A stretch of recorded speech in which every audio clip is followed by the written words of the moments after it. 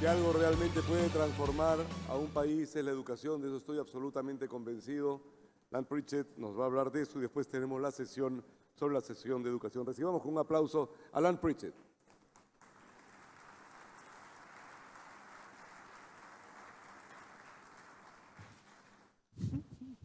Gracias. Por favor, pónganse los audífonos los que no entiendan inglés.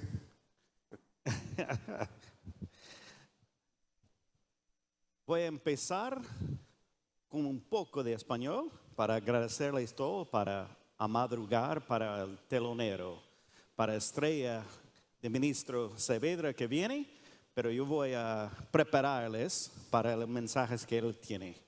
Entonces, hoy día quiero tomar en serio, and I'm going to switch into English and let our expert translator really speak Spanish. I want to talk about taking seriously the idea of Peru getting to first world in a generation and argue that that's going to really require a rebirth of the notion of education.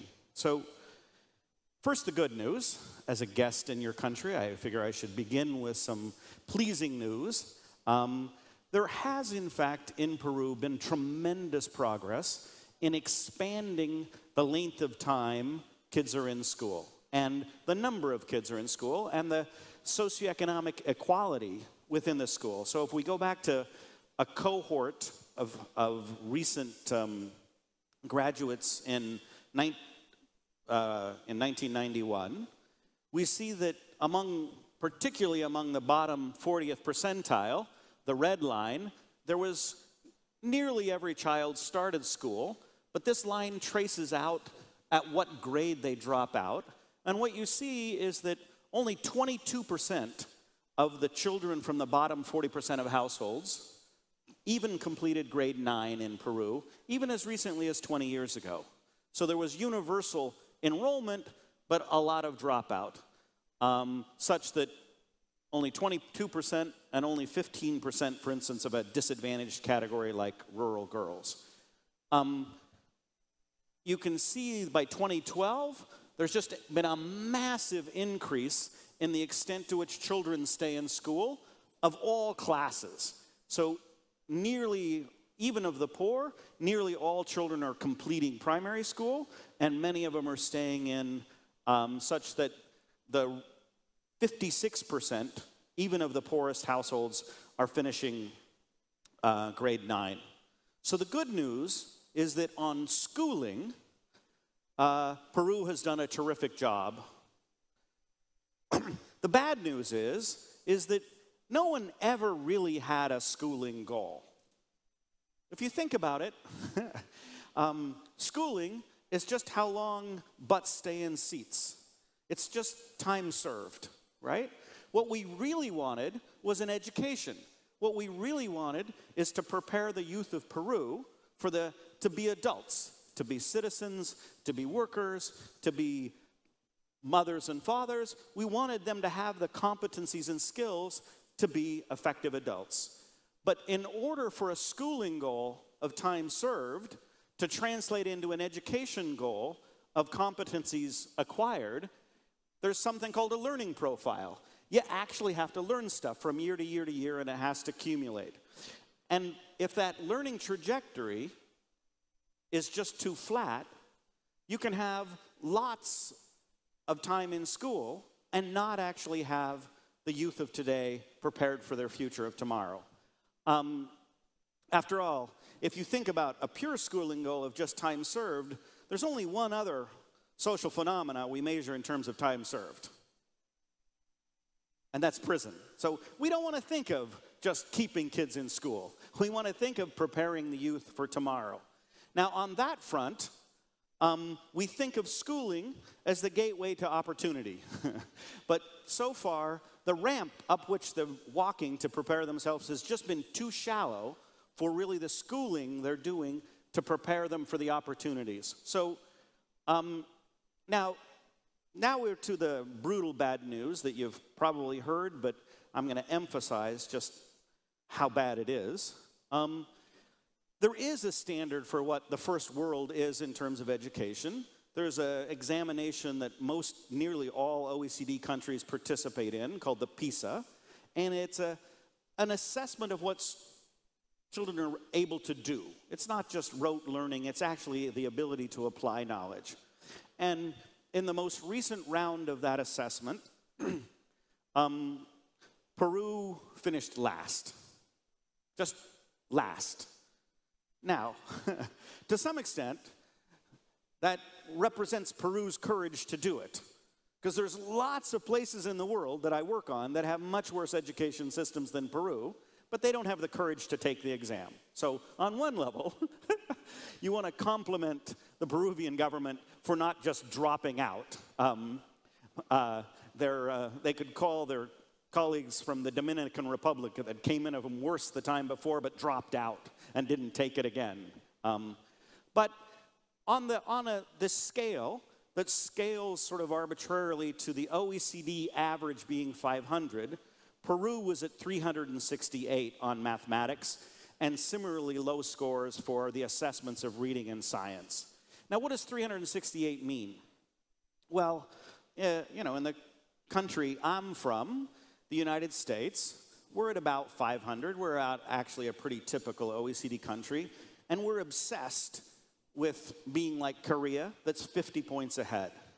So the problem is that Peru is almost 50 points behind Chile, which is 30 points almost behind Turkey, which is 40 points behind Denmark, which is behind Vietnam, which is 50 points behind Korea.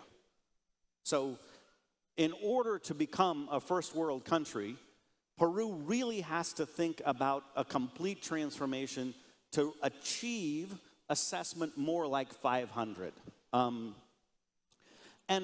by the way, the poor performance of Peruvian education isn't just limited to the fact that the bottom is very low. It's also the case that the top is very low. So,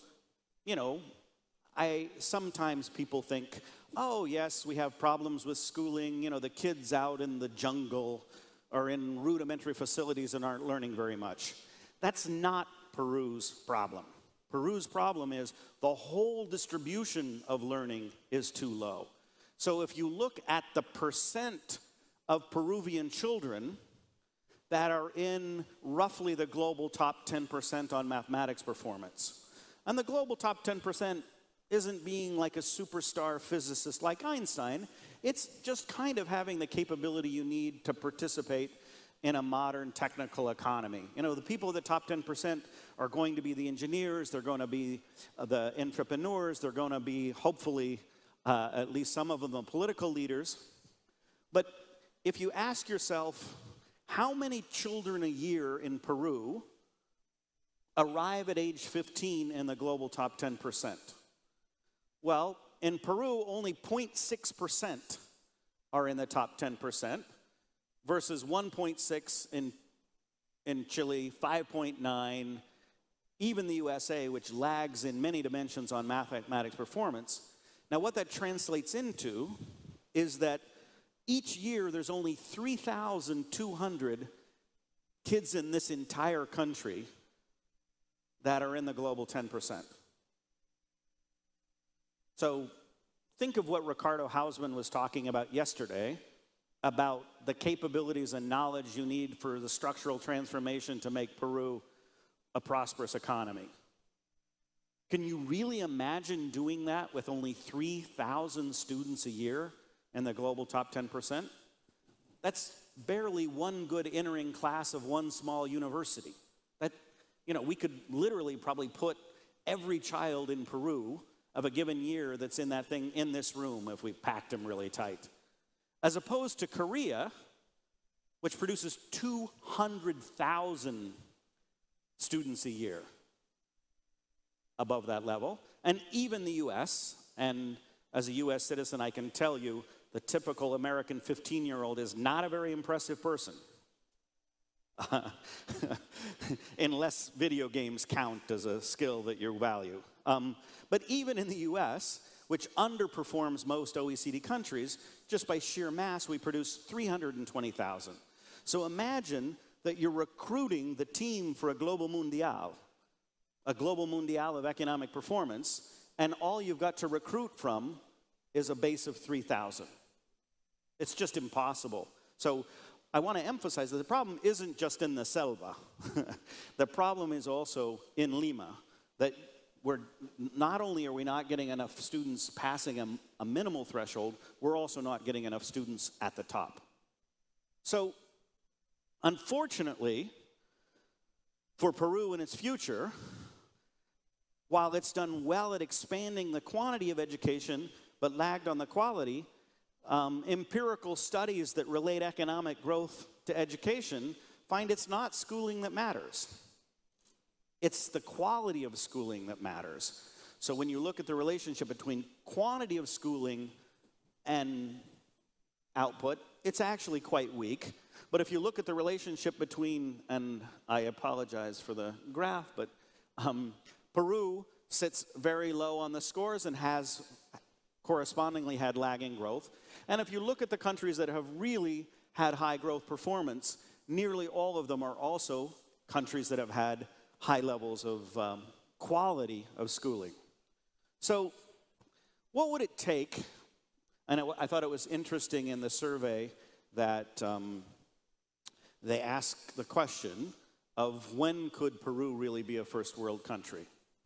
Well, let's think about what it would take for Peru to arrive at first world status of a score of roughly 500 in education. Well, unfortunately, if we extrapolate business as usual of either recent Peruvian progress or of the typical progress of a country, if you look at the typical progress that's happening around the world, it's about 1 point a year, right? So if Peru were to just continue business as usual on the quality front, and even achieved, which by the way, recently on some of the subjects, Peru's done very well, but on many subjects they've been less than 1 point a year. But even say they achieved kind of the average performance of 1 point a year. Well, I hope in this room the math's pretty simple. If you're 132 points from 500 and you make progress at 1 point a year, it's going to be a long damn time before Peru reaches first world status.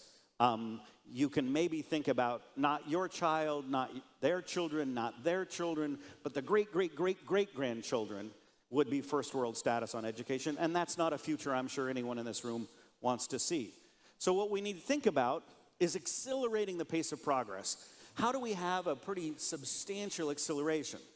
Now, it's also the case that no country in the world has leaps forward in education. Education is a cumulative process. Children learn bit by year by year. You improve the system bit by year by year. About 10 countries in the world, of the 70 that are tested, achieve rates of 4 points a year. 4 points a year roughly would get Peru to first world status in a generation. You could, in 30 years, at 4 points a year, roughly close on first world status. So if you want to take seriously the goal of Peru being a first world country, and you want to see it in some of your lifetimes, some of you are a little viejo para think 30 years, but 30, not my lifetime. But if you want to see it in your children's lifetime, let's say, you've got to get to 4 points a year. That's going to require a substantial acceleration in the pace of progress.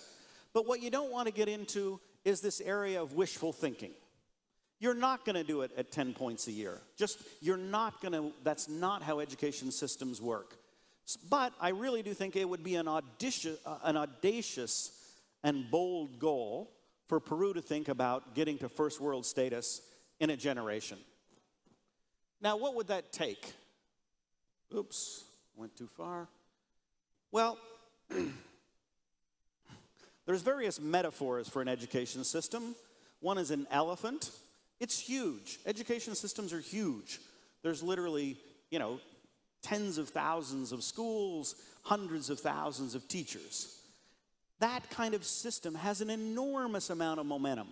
So I think of it as a giant ocean cargo. It can turn, but it can't turn very fast.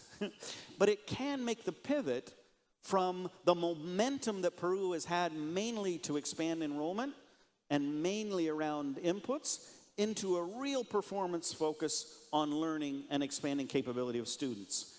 So there's going to have to be a pivot of the attention of the system from the past goals of expansion to the current goals of improvement of quality.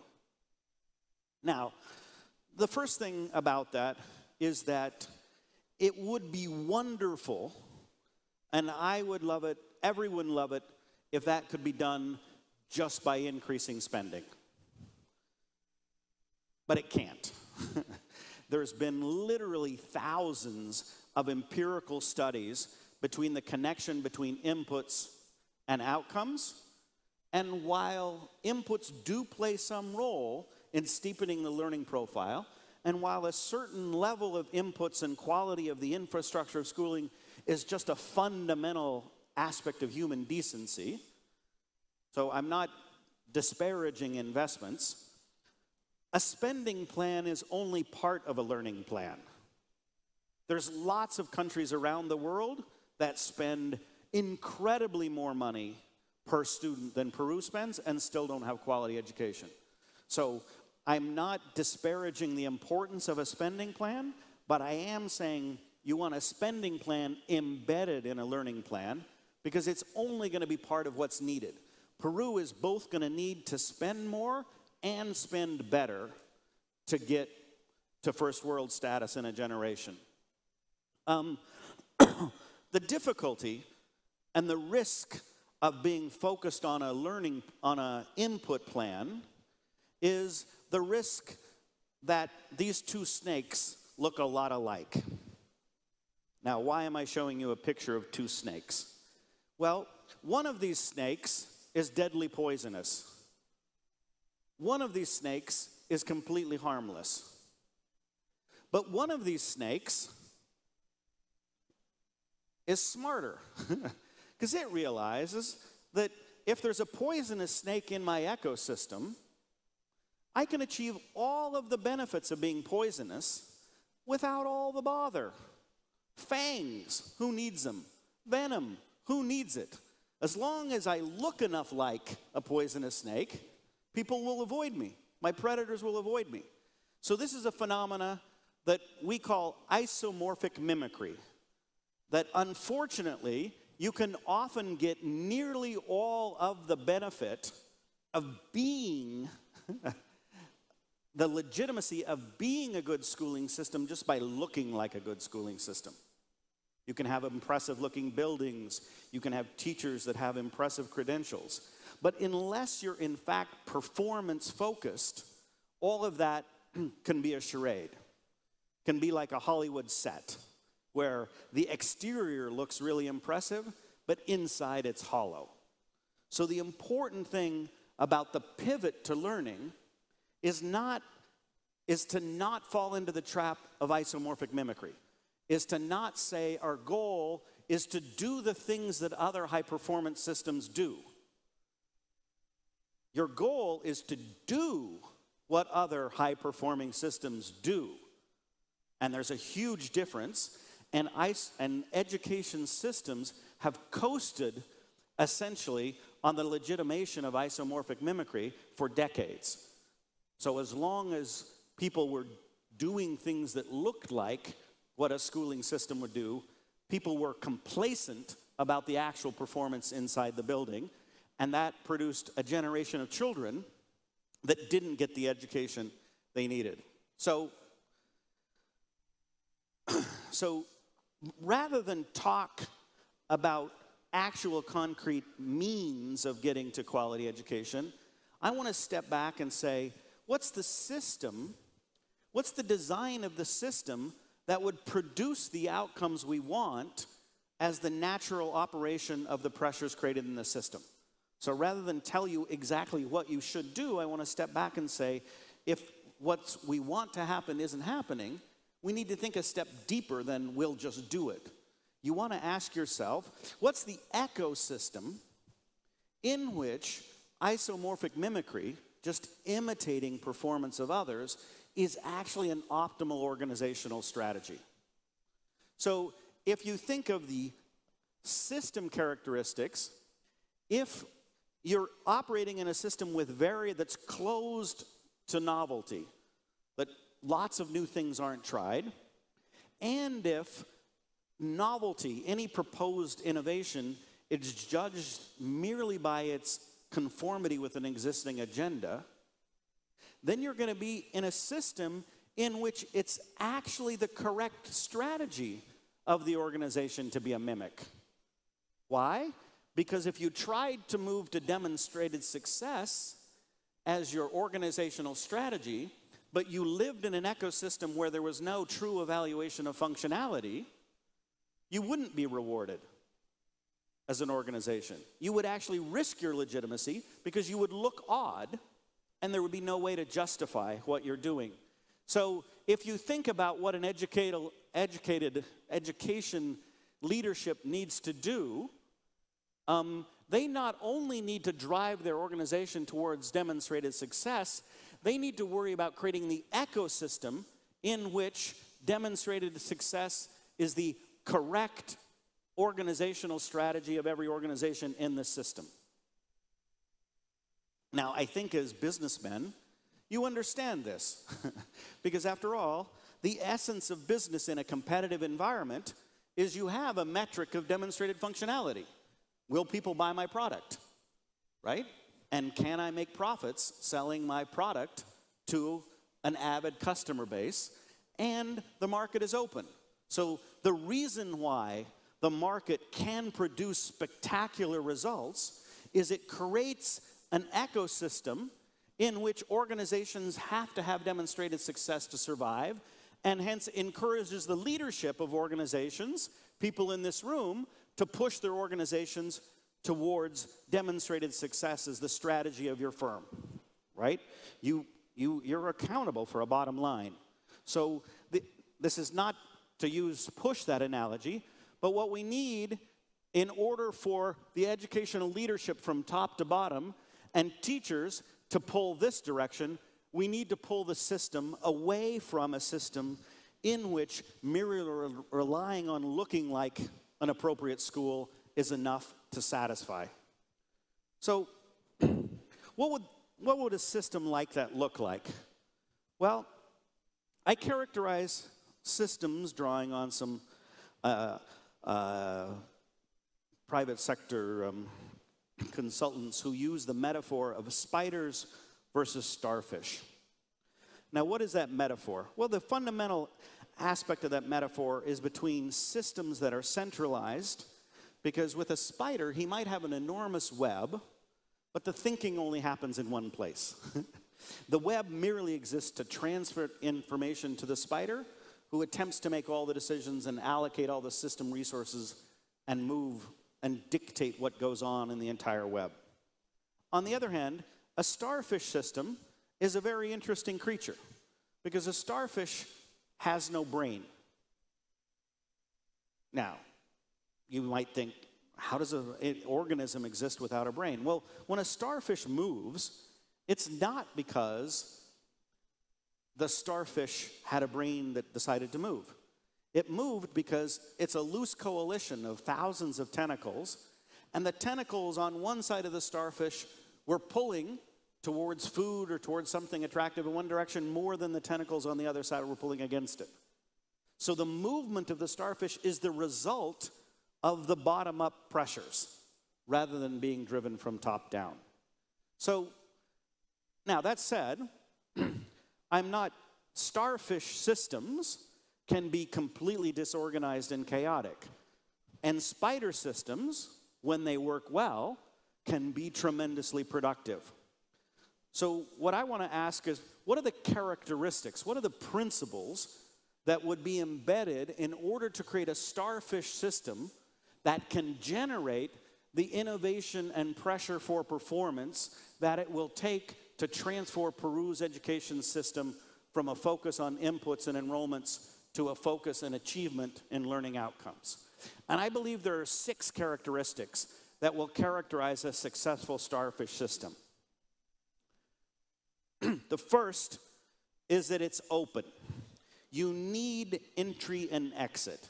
You need easier time for people with new ideas to be able to get enough of a foothold into the system that their ideas can be tried out. Again, the market doesn't survive and thrive because existing firms learn. It also survives and thrives because new entrants come in and they come with new ideas. So a market with no entry and exit is a group of monopolists that wouldn't guarantee progress. So the first characteristic is it needs to be more open. The second characteristic is that the intrinsic nature of the process of an education requires that teachers and students have a close and productive relationship. That means that schools need to be locally operated. They can be owned in lots of ways, but you have to have a lot of flexible autonomy at the local school level, right? They can be provided, well, we can come back to that. The third thing is the system needs to be performance pressured. Now, I don't mean by that we should create one test or two tests and try and drive the system in a high-stakes way by that test. But what that does mean is there has to be a set of standards, a set of goals, a set of vision of where the education system wants to go, and then progress against that needs to be measured, and all the actors in the system need to understand that the purpose of the system is performance, right? So we want organizations with internal norms of a drive to succeed. You really want organizations that understand and pursue the goals and are performance-driven. The fifth characteristic of a starfish system that would work is fourth. A little embarrassing arithmetic mistake there, huh? The fourth characteristic is that you want the starfish system to be professionally networked. It really is very helpful to teachers to talk to other teachers. But it's professionally networked, not hierarchically networked. That is, lots of peer-to-peer opportunities for learning and transmission of better practices, better transmission of performance norms, but vertically oriented connections of teachers can often be counterproductive. So it's professionally networked. The fifth is that the system needs to be technically supported. You can't just set up a performance goal, endow the organization with autonomy, and expect them to succeed. They actually have to have sources of support such that they can learn how to achieve the performance that's expected of them. I often debate the importance of motivation versus support with a friend of mine, and he came up with a brilliant analogy. He said, no matter how much pressure you put on people, if they don't know how to do it, they don't know how to do it. So he says, imagine you took a room of nuclear scientists and you locked them in a room with the appropriate materials to build a nuclear bomb and said, at the end of the year, I'm going to let you out of the room, and if there's not a nuclear bomb, I'm going to shoot you. Highest stakes, highest motivation possible. At the end of the year, you might have a nuclear bomb, right? If you took a dozen economists and put them in the room with the right materials for a nuclear bomb and said, at the end of the year, I'm going to shoot you if there's not a nuclear bomb, you would have a dozen dead economists. We just wouldn't have the capability we don't have the expertise. So you want to combine pressure with support, right? Support alone will often not work because you haven't communicated the performance pressure, but by the same token, pressure alone won't work unless you actually are able to provide them the support they need to technically. The last characteristic of a starfish system is it has to be flexibly financed. Unless the people operating at the local level have sufficient control over the funding, they just can't possibly respond. They can't be innovative. They can't respond to the local conditions. They can't be part of an effective system. Now,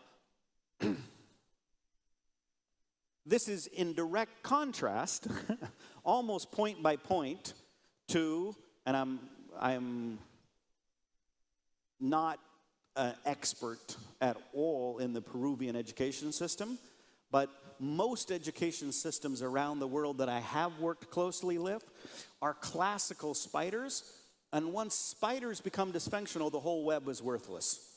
The problem with a spider system is that by being concentrated, it might be efficient when it works, but if you kill the spider, the whole web is worthless. The nice thing about a starfish system is that if you cut a starfish into 5 pieces, you know what you get? 5 starfish. A starfish system is more robust. But what a spider system does is, when it can achieve it, is it's closed. Any innovation has to come from the top. There's not a lot of openness to new entrants, and no school ever closes. One of the rules of running an education system is no school ever closes. So you can't have, in a spider system, the dynamism you need. In a spider system, key decisions are all made centrally. So you have to rely on the one brain at the center, and they just can't possibly process and make the decisions that need to be made at the local level with the discretion that need to be made. Third is most spider systems, rather than being performance-driven, are compliance-driven. That is, what you communicate to the participants in the system from top to bottom is not, here's our goals, help us achieve them. You communicate, here are the rules, follow them. Once you do that, you've completely deflated the ability of the system to be more than the sum of its parts. In a spider system, when teachers organize, they organize vertically as a bargaining mechanism rather than horizontally as professionals. So, you can talk a lot about the damage that teachers' unions might do, but they're not the problem. The vertical-oriented teachers' union is the result and consequence of a vertically oriented spider system. And you can't ask, in some sense, the teachers to give up a vertically orientation of themselves as long as the whole system is vertically oriented. Again, the system they interact with is already vertically oriented. Finally, or on the last 2 things, in a spider system, the hierarchy is not seen as providing support. It's seen as providing discipline and supervision. And that's just not the attitude that produces quality schooling. You can't supervise. You can supervise people into compliance, but you have to support people into performance. Finally, most budgets are tied to specific inputs from top to bottom. And if the budget's completely tied, it doesn't matter what rhetoric you have about decentralization. Ultimately, people just don't have a chance. So now, I think, and I'm sure the minister will talk more about the ways in which Peru is moving, but Peru has started moving towards creating the characteristics that can result in a functional spider system. So for instance, they have already articulated clear standards of what children should know at grade 2, and they have started a world-class censal evaluation of what the performance is. Now, this takes courage, because what these performance pressure evaluation systems will first reveal is failure. So if you look, the mathematics, the percent of students that are graded as adequate on mathematics in these evaluations was hovering sort of less than 15%. Now, to some extent, you need support to push through this. Right? The cowardly response to this is to never do the evaluation again. But if you do that, you've lost all the momentum of having created a performance-oriented system. So now, the reason I use the metaphor of starfish is that there's lots of species of starfish. These are broad principles that have many instantiations. There's many ways to achieve a high-performance starfish system. So no one should come to Peru, and particularly not a gringo, and say, this is the ideal system for Peru, right? The ideal system for Peru will be created in Peru by Peruvians. But the question is, how do we get these principles of high-performance systems embodied in the realities of Peru?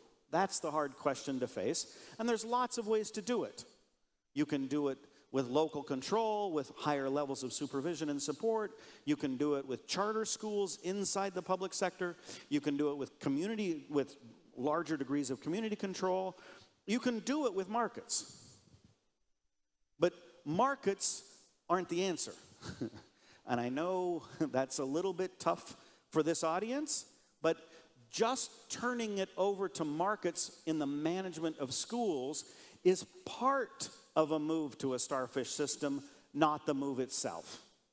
If you turn control and open it up to the private sector without enabling the other conditions of an effective starfish system, you won't necessarily drive towards higher performance. I think your recent experience and your attitudes in this survey between opening up the tertiary sector reveals that merely open entry is only one of the characteristics of an effective spider system. So, I'm an economist. I love the private sector. I love free markets. And again, let me just emphasize that. It's like my wife thinks my true religion is being an economist. So I love markets. I love the private sector. But I am also an empiricist, and I can show you that merely the introduction of private participants without embedded in an overall driven performance starfish system will not be the answer to a high-performing system in Peru. That said, let me repeat, I love markets. I love the private sector. Once a starfish system is being enabled, it will be easy to fit private participants into that system in a productive way. But the first step isn't just allowing private entry.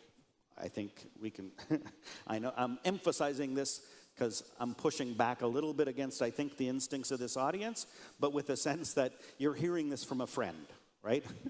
I'm not in love with the state. I'm not in love with state education. I think it's been disastrous in many respects in many countries, but you have to fix the system before you can slot in the players.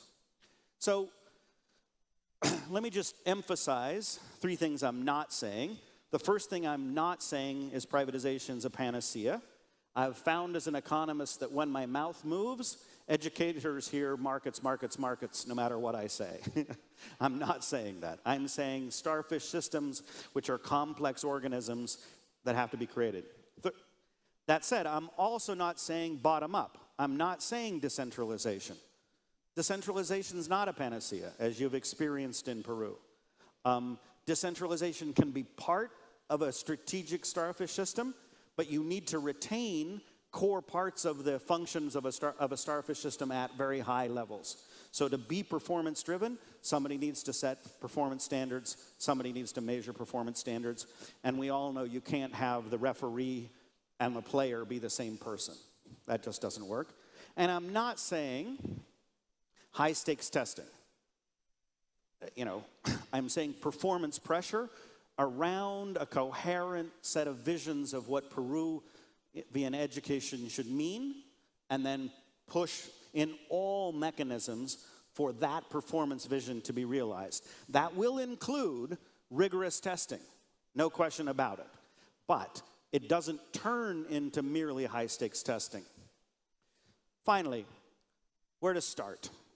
I've set out a set of principles that sort of articulate a vision for how Peru might be able to accelerate its performance from the business as usual at most 1 point a year to the 4 points or more a year you need to be first world in a generation.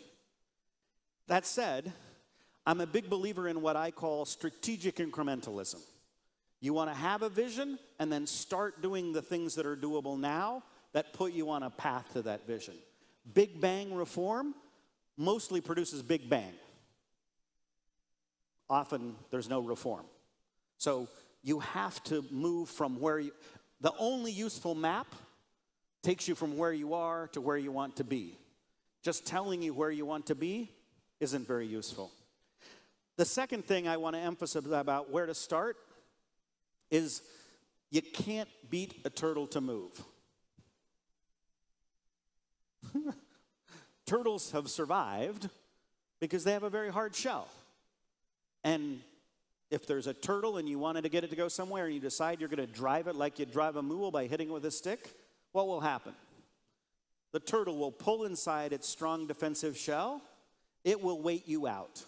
You will get tired of beating on the turtle well before the turtle gets tired of being hit. So you need the education system to stick its neck out. So purely external attacks on the education system will not produce a high-quality education system. No one has ever produced a high-quality education system by beating the teachers into submission.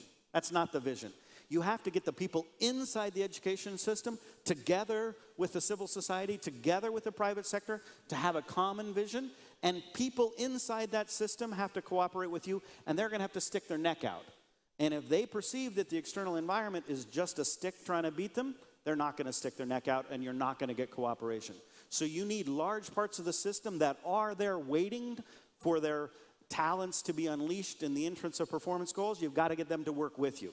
If it turns into a merely beating of the turtle, you will have a long and frustrating relationship with education. So the final thing, since I am in favor of the private sector, is I have a book. You can buy it. And everything I've said is detailed in much more detail there. Thank you very much.